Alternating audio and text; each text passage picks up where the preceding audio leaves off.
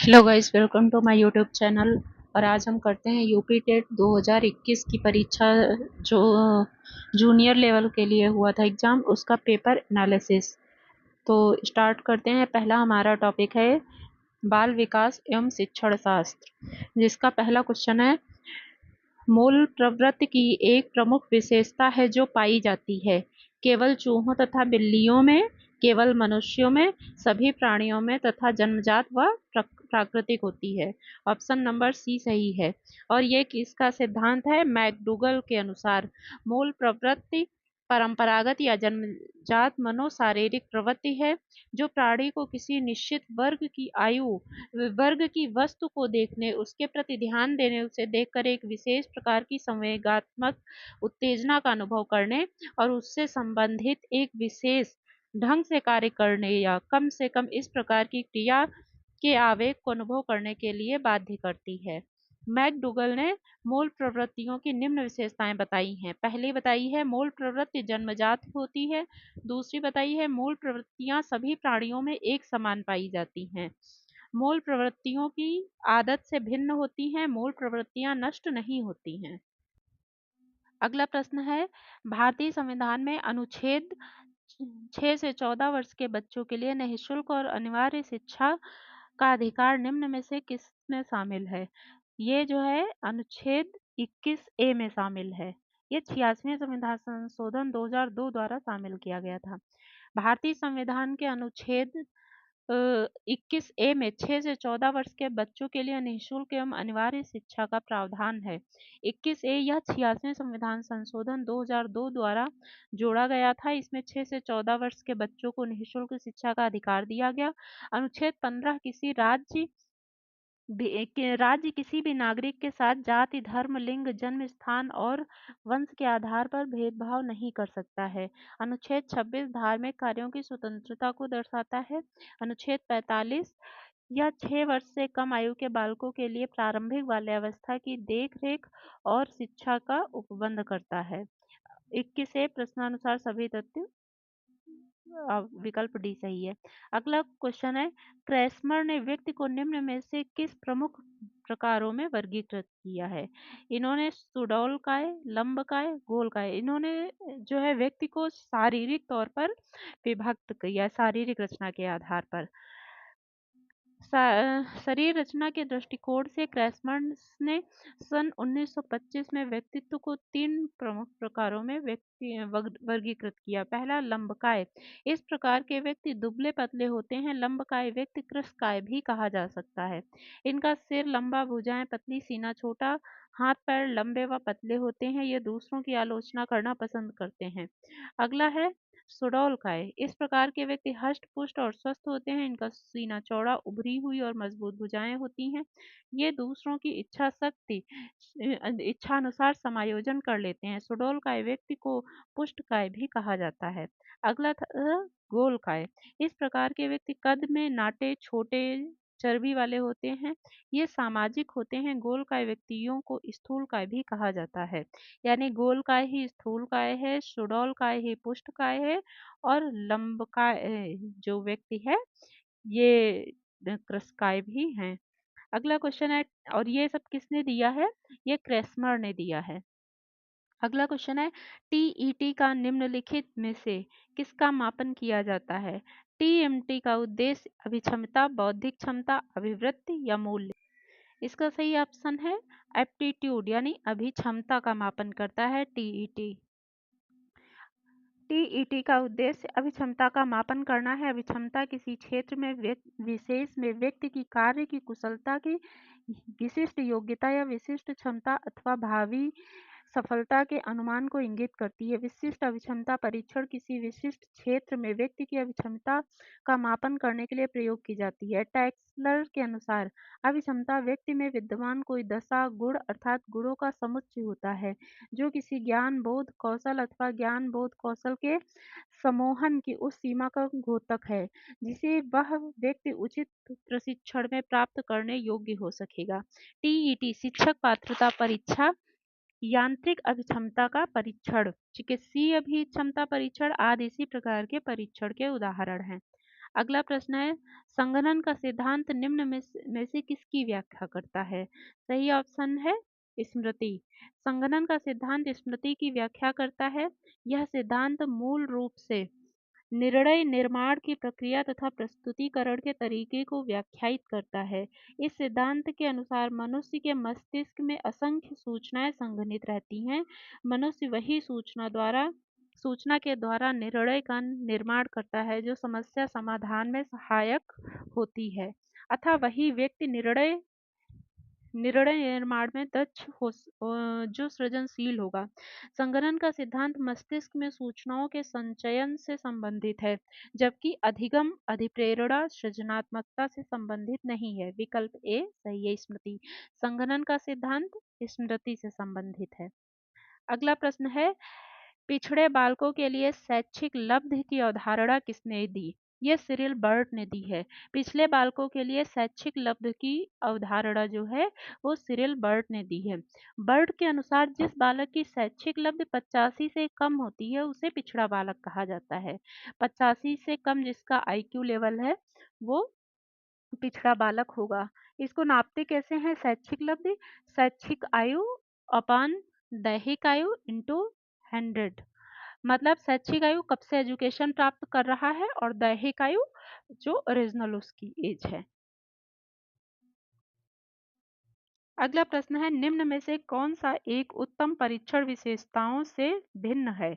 अभिक्षमता, वैधता, विश्वसनीयता और वस्तुनिष्ठता एक जैसे हैं जबकि अभिक्षमता अलग है। अभिक्षमता किसी उत्तम परीक्षण की विशेषताओं से भिन्न है डगलस व हॉलैंड के अनुसार। अगला प्रश्न है, निम्नलिखित में से कौन सा बुद्धि का सिद्धांत नहीं है? प्रत्यागमन का सिद्धांत। प्रत्यागमन का सिद्धांत एक मनोवैज्ञानिक सोरेनसन हुए हैं, इन्होंने दिया है और ये वंशानुक्रम से संबंधित है, जिसमें कहा जाता है कि संतान में माता पिता के विपरीत गुण पाए जाते हैं। सोरेनसन के अनुसार प्रतिभाशाली माता पिता की कम प्रतिभाशाली संतान होने की प्रवृत्ति और निम्न कोटि के माता पिता की कम निम्न कोटि की संतान होने की प्रवृत्ति प्रत्यागमन है। जबकि द्वितत्व का सिद्धांत स्पीयरमैन, एक तत्व का सिद्धांत विंटरमैन, बहुतत्व का सिद्धांत थार्नडाइक, ये सभी बुद्धि के सिद्धांत हैं। अगला प्रश्न है, निम्नलिखित में से कौन अंतःस्रावी ग्रंथि नहीं है? सही आंसर होगा लार ग्रंथि, अंतःस्रावी ग्रंथि नहीं है। फिर आगे क्वेश्चन है, पियाजे के अनुसार संज्ञानात्मक विकास की द्वितीय अवस्था क्या है? सही आंसर है पूर्ण संक्रियात्मक अवस्था। पूर्ण संक्रियात्मक अवस्था पियाजे के अनुसार संज्ञानात्मक विकास की द्वितीय अवस्था है। पियाजे के अनुसार संज्ञानात्मक विकास की द्वितीय अवस्था पूर्व संक्रियात्मक अवस्था है। पियाजे ने संज्ञानात्मक विकास की 4 अवस्थाएं बताई हैं। पहली, जन्म से 2 वर्ष तक, इसको संवेगी गामक अवस्था कहा जाता है। दूसरी 2 से 7 वर्ष तक पूर्व संक्रियात्मक अवस्था कहा जाता है। फिर 7 वर्ष से 11 वर्ष तक मूर्त संक्रिया अवस्था कहा जाता है और 11 से 15 वर्ष तक औपचारिक संक्रिया अवस्था। तो देखिए, जैसे ये पिछली बार पूछा गया कि द्वितीय अवस्था, तो द्वितीय अवस्था हमने बताया पूर्व संक्रियात्मक अवस्था। पहली अवस्था पूछ दे तो संवेगी गामक अवस्था। तीसरी अवस्था अगर पूछ देता है तो मूर्त संक्रिया अवस्था, और अगर चौथी अवस्था पूछता है तो औपचारिक संक्रिया अवस्था होगा सही आंसर। अगला क्वेश्चन है, निम्न में से कौन शिक्षा मनोविज्ञान की सर्वाधिक व्यक्तिनिष्ठ विधि है? बहिर्दर्शन, अंतर्दर्शन, निरीक्षण, प्रयोगीकरण। तो ये है अंतर्दर्शन। ये जो है मनोविज्ञान की सबसे व्यक्तित्वनिष्ठ विधि है, क्योंकि ये व्यक्ति स्वयं का आत्मनिरीक्षण करके इसको पता लगाता है। इसको किसने दिया है? बी.एन. झा के अनुसार आत्मनिरीक्षण अपने स्वयं के मन का निरीक्षण करने की प्रक्रिया है। यह एक प्रकार का आत्मनिरीक्षण है जिसे हम मानसिक क्रिया के समय अपने मन में उत्पन्न होने वाली स्वयं की भावनाओं और सब प्रकार की प्रक्रियाओं का निरीक्षण, विश्लेषण और वर्णन करते हैं। तो इसमें कुल मिला के यही बातें कही गई हैं। अगला हमारा प्रश्न है, एल्बर्ट बंडूरा निम्न में से किससे संबंधित हैं? ये सामाजिक अधिगम सिद्धांत से संबंधित है। एल्बर्ट बंडूरा ने सीखने के सामाजिक अधिगम सिद्धांत को प्रस्तुत किया। बंडूरा के अनुसार प्राणी वातावरणीय उद्दीपकों के प्रति यंत्रवत अनुक्रिया नहीं करता है, वरन अनेक विकल्पों में से किसी एक विकल्प को अपने पूर्व अनुभव के अंतर्दृष्टि की सहायता से छांटता है। सामाजिक अधिगम के सिद्धांत के अनुरूप सीखते समय सर्वप्रथम सीखने वाले के समक्ष ऐसे अनेक अवसर प्रस्तुत किए जाते हैं कि वह निदर्श यानी मॉडल के रूप में कार्य करने वाले व्यक्ति के व्यवहार को स्वतः देख सके।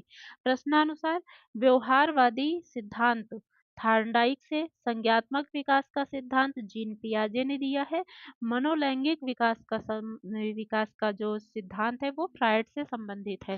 तो देखिए, ये जो पूछते हैं जैसे एल्बर्ट बंडूरा ने कौन सा सिद्धांत दिया है, तो इन्होंने सामाजिक अधिगम का सिद्धांत दिया है। अब अगले नेक्स्ट ईयर में जो इस बार पेपर होगा ऐसे पूछ सकते हैं कि मनोलैंगिक विकास का सिद्धांत किसने दिया, तो ये दिया है फ्रायड ने। या फिर ये पूछ सकते हैं कि व्यवहारवादी सिद्धांत किसने दिया है, तो ये याद रखना है थार्नडाइक ने। तो प्रीवियस ईयर के पेपर से हम सिर्फ क्वेश्चन आंसर नहीं करने चाहिए, ऐसे जो ऑप्शंस हैं उनको भी प्रिपेयर करना चाहिए। तो ऐसे प्रीवियस ईयर के सिर्फ क्वेश्चन नहीं करना चाहिए, जो भी ऑप्शंस दिए हैं उनको भी जो है समझना चाहिए, क्योंकि नेक्स्ट ईयर कुछ और पूछ सकते हैं। जैसे आप मान लीजिए इस साल पूछ सकते हैं आपसे कि व्यवहारवादी सिद्धांत किसने दिया है, तो व्यवहारवादी सिद्धांत थार्नडाइक ने दिया है। या मनोलैंगिक विकास का सिद्धांत किसने दिया, तो फ्रायड ने। तो पेपर का मतलब है कि सारे ऑप्शंस पे पकड़ बनाना समझना। अधिगम में पठार निम्न में से किस कारण बनता है? अधिगम में पठार जो है वो थकान के द्वारा बनता है।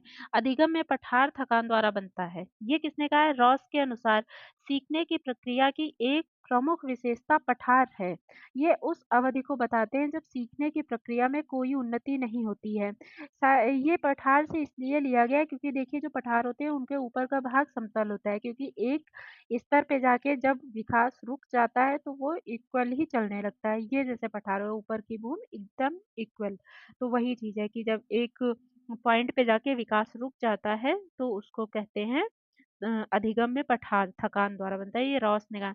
अधिगम के पठार के कारणों में प्रमुख क्या है? ज्ञान अवरोध, थकान, प्रेरणा की सीमा, शारीरिक क्षमता बोध, सीखने की अनुचित विधियों का आदि का प्रयोग। अगला प्रश्न है, दर्पण चित्र परीक्षण किसे मापन हेतु प्रयुक्त किया जाता है? ये प्रयोग किया जाता है अधिगम अंतरण को मापने के लिए। दर्पण चित्र परीक्षण क्या है? अधिगम अंतरण को मापने हेतु प्रयुक्त होता है। दर्पण चित्र परीक्षण एक मनोवैज्ञानिक मूल्यांकन है जिसका उपयोग सीखने की दर, हाथ आंख के समन्वय और न्यूरोसाइकोलॉजिकल क्षति को मापने के लिए प्रयोग किया जाता है। यह परीक्षण सीखने की प्रक्रिया की प्रकृति की विश्लेषण और निरीक्षण करने की दृश्य स्थानिक और अधिगम के बीच संबंधों का अध्ययन करने के लिए एक प्रयोगात्मक उपकरण के रूप में बनाया गया है, जबकि अधिगम की गति, सृजनात्मकता और अभिरुचि का संबंध दर्पण परीक्षण से नहीं है। अगला प्रश्न है, क्लाउड पिक्चर निम्न परीक्षण। क्लाउड पिक्चर परीक्षण निम्न में से किसके मापन हेतु प्रयुक्त होता है? यह प्रयुक्त होता है व्यक्तित्व। क्लाउड पिक्चर परीक्षण व्यक्तित्व के मापन में प्रयुक्त होता है। यह व्यक्तित्व मापन की एक प्रक्षेपी विधि है। क्लाउड पिक्चर परीक्षण विलियम स्टर्न ने दिया है। इसमें 3 चित्रों की श्रृंखला शामिल होती है जो स्याही धब्बों के बजाय बादलों से मिलते जुलते हैं। चित्र ए में कहा गया है, चित्र ए सबसे विशिष्ट रंग और रूपों को प्रस्तुत करते हैं। चित्र बी एक मध्यवर्ती स्थिति पर है। चित्र सी सबसे अस्पष्ट है। अगला प्रश्न है, निम्न में से शारीरिक विकास को प्रभावित करने वाला कारक क्या है? वातावरण, वंशानुक्रम, खेल तथा व्यायाम, ये तीनों जो है शारीरिक विकास को प्रभावित करते हैं। इन्वायरमेंट मानसिक रूप से बालकों को प्रभावित करता है, और जैसा भी साफ वातावरण है तो वहाँ पे अच्छा विकास होगा। वंशानुक्रम से तो मिलती हैं चीजें, और खेल व्यायाम से शरीर हष्ट पुष्ट होता है। अगला हमारा प्रश्न है, बुद्धि लब्ध की गणना का सूत्र निम्नलिखित में से कौन सा है? बुद्धि लब्ध की गणना का सूत्र है मानसिक आयु बटे वास्तविक आयु इंटू 100। अगला हमारा प्रश्न है, विचारात्मक चिंतन की चर्चा निम्नलिखित में से किसने की है? ये डीवी ने की है। विचारात्मक चिंतन की चर्चा डीवी ने की है। यह सबसे उच्च प्रकार का चिंतन है। अगला प्रश्न है, आगानात्मक तर्क के स्तरों में कौन शामिल नहीं है? प्रयोग, अवलोकन, सामान्यीकरण या सही आंसर होगा आगमनात्मक तर्क के स्तरों में कल्पना शामिल नहीं है।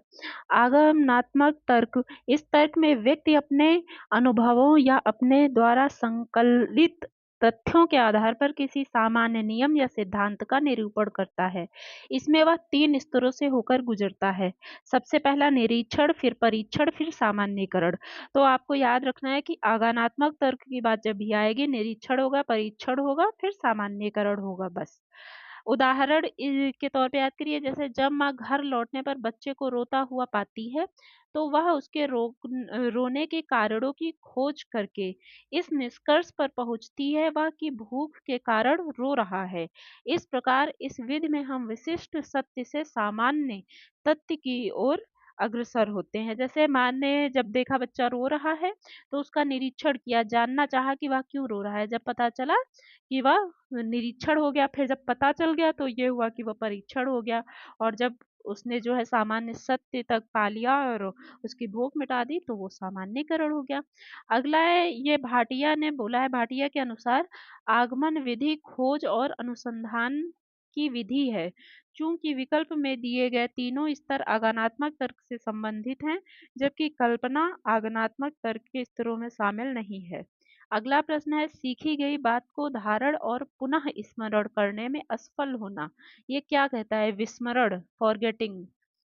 ये ड्रेवर के अनुसार विस्मृति का अर्थ है किसी समय प्रयास करने पर भी किसी पूर्व अनुभव का स्मरण करने या पहले सीखे हुए कार्य को करने में असफलता। जैसे कभी कभी हम लोग बात करते करते अचानक भूल जाते हैं कि क्या बात कर रहे थे, फिर बहुत मतलब रिमाइंड करने की कोशिश करते हैं, अरे अरे यार क्या बात कर रहे थे, याद आ जाए, लेकिन याद नहीं आती। तो वही है विस्मरण, यानी याद था लेकिन भूल गया है। ये फॉरगेटिंग मतलब ड्रेवर ने कहा है। रायबर्न ने कहा है, जो बात पहले सीखी जा चुकी है उसे स्मरण रखना ही स्मृति है। विस्मरण ये हो गया, और स्मृति क्या है? याद रखना।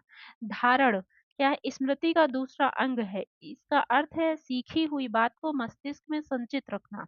चिंतन, चिंतन विचार करने की वह मानसिक प्रक्रिया है जो किसी समस्या के कारण आरंभ होती है, उसके अंत तक चलती रहती है। जैसे लगे कि कोई प्रॉब्लम है, जैसे फाइनेंशियल प्रॉब्लम है, तो आप जॉब सर्च करना शुरू कर दोगे, करते रहोगे, विचार चलता रहेगा, और जैसे जॉब मिल जाएगी तो आपका वो विचार खत्म हो जाएगा। अगला प्रश्न है, 5 वर्ष के मोहन की मानसिक आयु 60 वर्ष है, 8 वर्ष है। 5 वर्ष के मोहन की मानसिक आयु 8 वर्ष है, उसकी बुद्धि लब्ध कितनी है? तो मानसिक आयु बटे वास्तविक आयु इंटू 100। तो देखिए इसका बुद्धि लब्ध जो है वो आ गया 160 है। इनमें से कौन सा आईक्यू स्तर मंद बुद्धि बालकों का प्रशिक्षण योग्य आईक्यू स्तर कहलाता है? 36 से 49, जो 36 से 49 जिनका भी जो है आईक्यू लेवल होता है वो मंद बुद्धि बच्चे कहे जाते हैं। अगला प्रश्न है, रोडसा इंक ब्लांट टेस्ट प्रयोग निम्नलिखित में से किसके मापन के लिए किया जाता है? पर्सनालिटी, व्यक्तित्व के मापन के लिए। अगला प्रश्न है, यह विस्मृति का कारण नहीं है। स्मरण रखने की क्षमता, सीखने में कमी, मानसिक द्वंद्व या सीखने की दोषपूर्ण विधियां। विस्मृति का कारण स्मरण रखने की इच्छा नहीं हो सकता, स्मरण रखने की इच्छा से याद रखा जा सकता है। अगला है, वह विज्ञान जो अल्प वह विज्ञान जो संख्यात्मक प्रदत्त को एकत्र करने, विभाजित करने, प्रस्तुत करने, तुलना करने और व्याख्या करने की विधि से संबंधित है, वह क्या कहलाता है? स्टैटिक्स। अगला प्रश्न है, इनमें से कौन सा भिन्न है? 16 PF, T80, रेवन का परीक्षण, ड्रा ए मैन परीक्षण। तो ये सही है, रोवेन का परीक्षण। रोवेन का परीक्षण किससे संबंधित है? या बुद्धि के मापन के अशाब्दिक परीक्षणों का एक उदाहरण है, जिसमें विद्यार्थी को एक अपूर्ण प्रतिरूप दिखाया जाता है और उसे अनेक वैकल्पिक प्रतिरूपों में उस विकल्प को चुनना होता है जिससे अपूर्ण प्रतिरूप पूरा हो सके। 16 PF-TAT तथा ड्रॉ ए मैन परीक्षण का संबंध व्यक्तित्व के मापन से है, जिसमें TAT ड्रैगन मैन परीक्षण व्यक्तित्व मापन की प्रक्षेपण विधि है। अगला हमारा पार्ट है हिंदी का। तो इसमें पहला क्वेश्चन है कि वाचन शिक्षण की विधि नहीं है। क्या नहीं है? व्याख्या नहीं है। अगला प्रश्न है निम्नलिखित में से अभिवृत्त्यात्मक उद्देश्य क्या है? भाषा और साहित्य में रुचि, यही अभिवृत्त्यात्मक उद्देश्य है। अगला प्रश्न है हिंदी साहित्य के इतिहास के संबंध में modern vernacular literature of Hindustan ये किसने लिखा? इसको लिखा है चार्ल्स अब्राहम गियर्सन ने। अगला प्रश्न है विरहनी बावरी सी भई, ऊंची चढ़ी अपने भवन में टेरत हाय दई, ले अचरामुख असुवन पोछत, उघरे गात सही। ये पंक्ति किसकी है? ये मीराबाई की पंक्ति है। मीराबाई श्री कृष्ण की भक्त है और उन्होंने उनके भक्ति में ये लिखा है। बिरहनी बावरी सी भई मीराबाई द्वारा लिखा गया है। ये श्री कृष्ण भक्त रस की महान कवित्री रही हैं। वहीं पर यह सहजोबाई ये भी जो है संत कवि हैं और इन्होंने सहज प्रकाश लिखा है। दयाबाई ये भी संत कवित्री हैं और इन्होंने दयाबोध और विनय मालिका लिखा है और इन्होंने अपने विनय मालिका में मीराबाई के विस्पान का उल्लेख किया है। हिंदी का पहला समाचार पत्र कौन सा है? हिंदी का पहला समाचार पत्र उदंड मार्तंड है। इसका प्रकाशन जो है वो 30 मई 1826 को कलकत्ता से हुआ था।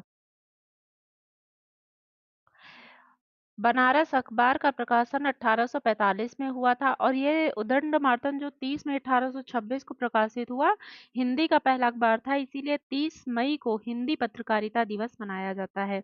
अगला ये एक पैसेज है जो पैसेज से क्वेश्चन आंसर दिए गए हैं। पहला दिया गया है, ये पैसेज एक बार पढ़ लेते हैं फिर आंसर फटाफट कर लेंगे। धर्म का पालन करने के मार्ग में सबसे अधिक बाधा चित्त की चंचलता, उद्देश्य की अस्थिरता और मन की निर्बलता से पड़ती है। मनुष्य के कर्तव्य मार्ग में एक ओर ते बाद आत्मा के बुरे भले कर्मों का ज्ञान, दूसरी ओर आलस्य और स्वार्थ परक रही है।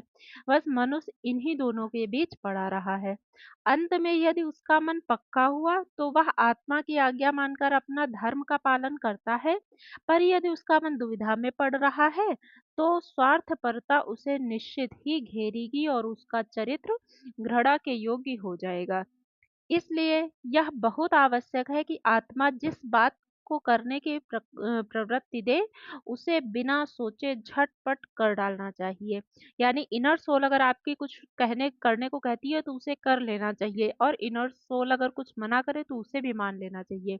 इस संसार में जितने बड़े बड़े लोग हुए हैं सभी ने अपने कर्तव्य को ही सबसे श्रेष्ठ माना है, क्योंकि जितने कर्म उन्होंने किए उन सबने अपने कर्तव्य पर ध्यान देकर न्याय का बर्ताव किया।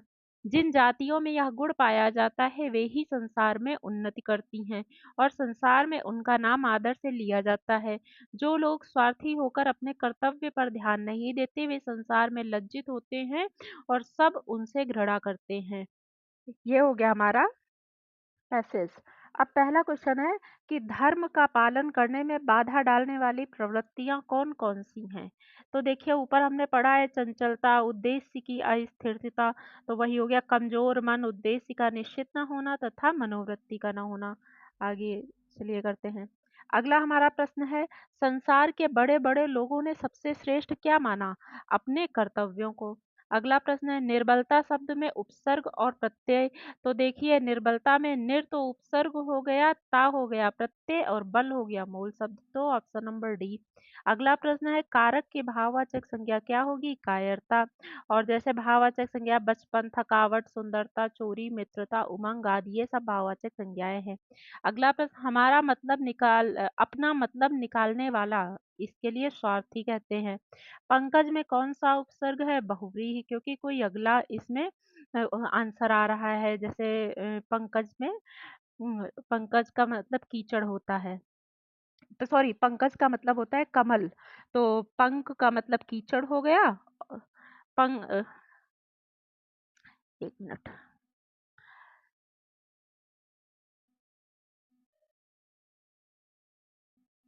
हाँ, पंख का अर्थ होता है कीचड़ और जा का मतलब उसमें जन्म लेने वाला यानी कमल।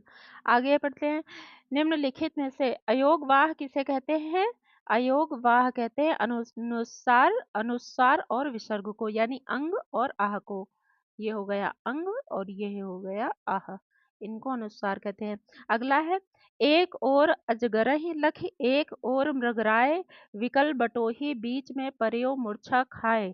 प्रयुक्त में कौन सा रस है? वीर रस तो है नहीं, रौद्र रस नहीं, भयानक रस है, यानी इसमें डर का माहौल है। और देखो सात सात नौ टोटल रस होते हैं, उनके स्थायी भाव। श्रृंगार का यति होता है, हास्य का हास, करुण शोक, रौद्र क्रोध क्रोध, वीर का उत्साह, भयानक का भय, विभत्स का जुगुप्सा, अद्भुत का विस्मय, शांत का निर्वेद। अगला प्रश्न है, से विभक्ति निम्नलिखित में से किस कारक के लिए प्रयुक्त होती है? से विभक्ति का प्रयोग किस कारक के लिए किया जाता है? तो ये करण। अब ये देखिए, कर्ता ने कर्म को करण से के द्वारा संप्रदान को के लिए अपादान से अलग होने के अर्थ में, संबंध काकी के रारी रे अधिकरण में पर संबोधन हे अरे। तो ये उपसर्ग और इधर जो है ये इनकी विभक्तियां।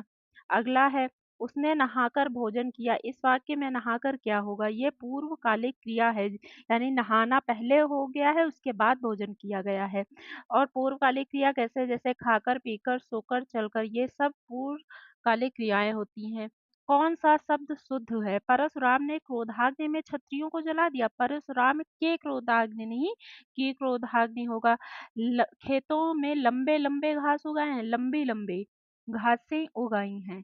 आगे, गलियों को चौड़ा करना आवश्यक है, ये सही है। वृक्षों पर कोयल कूक रही है, वृक्ष पर कोयल कूक रही है। अगला है, मतलब यहाँ देखो वृक्षों तो सही हो सकता है, आप अब कहेंगे वृक्षों बहुवचन है, कैसे नहीं हो सकता? वृक्षों सही हो सकता है, लेकिन फिर कोयले होगा, क्योंकि अगर वृक्ष है तो बहुत सारे वृक्ष हैं, तो बहुत सारी कोयले होनी चाहिए। अगर कोयल कूक रही है, एक सिंगल कोयल है, तो फिर यहाँ पर वृक्ष होगा। आगे जो है, विद्यार्थी में कौन सी संधि है? दीर्घ संधि है, विद्या प्लस अर्थी। इधर बड़ा प्लस छोटा मिलकर बड़ा बन जाएंगे और ये हो जाएगी दीर्घ संधि।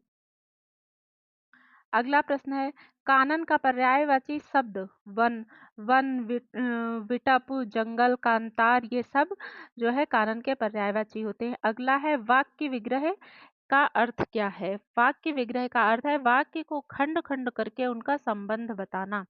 अगला है, बिनु पग चलय सुनय बिनु काना कर बिनु कर्म करय विधि नाना। इन पंक्तियों में अलंकार कौन सा है? ये है विभावना अलंकार। जहाँ पर कारण के बिना काम संभव होता है वहां पर विभावना अलंकार होता है। जैसे बिनु पग चले, बिना पैरों के चल सकते हैं। बिनु सुनय बिनु काना, बिना कानों के सुन सकते हैं। कर बिन कर्म, यानी बिना करे विधि नाना, बिना कर मीन्स हाथ, बिना हाथों के बहुत प्रकार के कार्य कर सकते हैं। तो ये क्या हुआ? विभावना। अगला प्रश्न है, सूफी संतों की शैली क्या है? ये है मसनवी।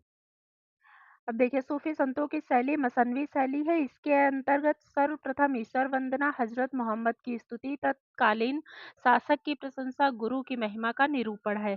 इस प्रयोग हिंदी में प्रेम मार्गी कवियों ने अपने काव्य में किया है। पद्मावत, जायसी इसका सबसे उत्तम उदाहरण है। अगला प्रश्न है, गुड़िया भीतर गुड़िया, इसके रचनाकार कौन है? मैत्रेय पुष्पा। गुड़िया भीतर गुड़िया के रचनाकार मैत्रेय पुष्पा हैं।